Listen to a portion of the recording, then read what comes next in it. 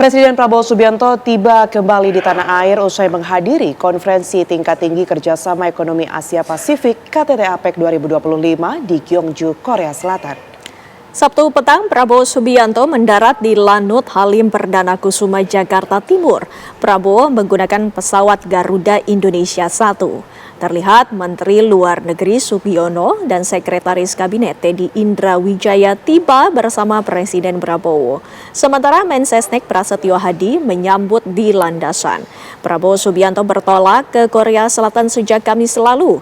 Presiden Prabowo telah menghadiri rangkaian perhelatan KTT APEC, pertemuan bilateral, hingga pertemuan para pemimpin ekonomi dunia.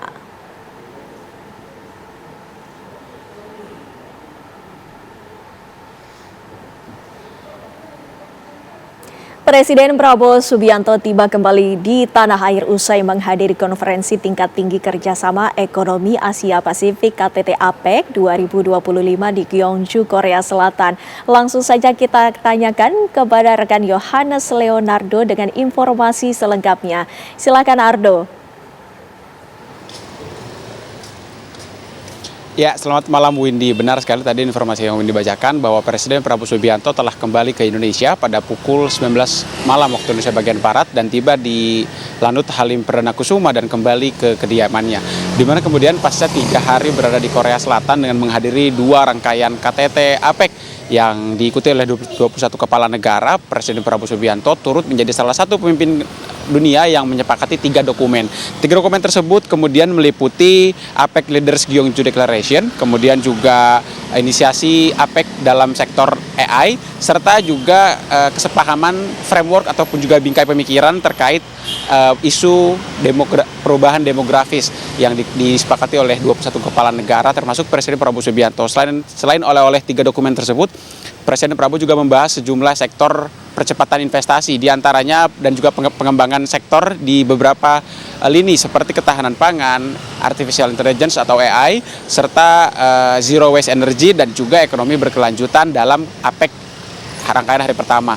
Selain itu juga di rangkaian hari kedua, Presiden Prabowo Subianto juga melaksanakan pertemuan bilateral dengan Presiden Korea Selatan Lee Jae-myung yang kemudian menyepakati beberapa isu kesepakatan strategis di sektor pertahanan dan juga ekonomi seperti tadi berita yang kita dengarkan sama-sama di studio.